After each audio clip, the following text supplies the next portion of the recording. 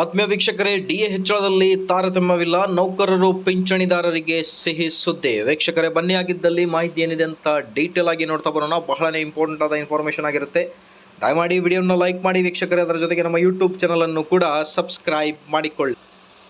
Screen ಮೇಲೆ ಗಮನಿಸ್ತಿರ್ಬೋದು, DA ಹೆಚ್ಚಳದಲ್ಲಿ ನೌಕರರು ಮತ್ತು ಪಿಂಚಣಿದಾರರ ನಡುವೆ ತಾರತಮ್ಯ ಮಾಡುವಂತಿಲ್ಲ, ಸುಪ್ರೀಂ ಕೋರ್ಟ್ ಐತಿಹಾಸಿಕ ತೀರ್ಪು. ಡಿಎ ಮತ್ತು ತುಟಿ ಪರಿಹಾರ ಡಿಆರ್ ಹೆಚ್ಚಳ ಮಾಡುವ ವಿಚಾರದಲ್ಲಿ ರಾಜ್ಯ ಸರ್ಕಾರಗಳು ಸೇವೆಯಲ್ಲಿರುವ ನೌಕರರು ಮತ್ತು ನಿವೃತ್ತ ಪೆನ್ಷನರ್ಗಳ ನಡುವೆ ಯಾವುದೇ ತಾರತಮ್ಯ ಮಾಡುವಂತಿಲ್ಲ ಎಂದು ಸುಪ್ರೀಂ ಕೋರ್ಟ್ ಐತಿಹಾಸಿಕ ತೀರ್ಪನ್ನು ನೀಡಿದೆ ವೀಕ್ಷಕರೇ. ಸೊ ಹಾಗಾಗಿ ಈಗ ಪಿಂಚಣಿದಾರರಿಗೆ ಮತ್ತು ಸರ್ಕಾರಿ ನೌಕರರಿಗೆ ಇದೊಂದು ಲೇಟೆಸ್ಟ್ ಅಪ್ಡೇಟ್ ಆಗಿರುತ್ತೆ. ಅದರ ಜೊತೆಗೆ ಮುಂದಿನ ಡಿಎ ವರ್ಷದ 2026ರ ಮೊದಲನೇ ಡಿಎ ಕುರಿತು ಮಾಹಿತಿ ಯಾವಾಗ ಬರುವುದು ಅನ್ನೋದ್ರ ಬಗ್ಗೆ ಭಾಳ ಕುತೂಹಲದಿಂದ ಕಾಯ್ತಾ ಇದ್ದಾರೆ. 2ರಿಂದ 3% ಏರಿಕೆ ಆಗಬಹುದು ಅನ್ನೋದ್ರ ಬಗ್ಗೆ ಕೂಡ ಭಾಳಷ್ಟು ಜೋರಾಗಿ ಚರ್ಚೆಗಳು ನಡೀತಾ ಇವೆ. ಆದಷ್ಟು ಬೇಗ ಡಿಎ ಮತ್ತು ಡಿಆರ್ ಹೈಕ್ ಆಗಲಿ ವೀಕ್ಷಕರೇ. ಇದೇ ಥರ ಮಾಹಿತಿಗೋಸ್ಕರ please like, share and subscribe.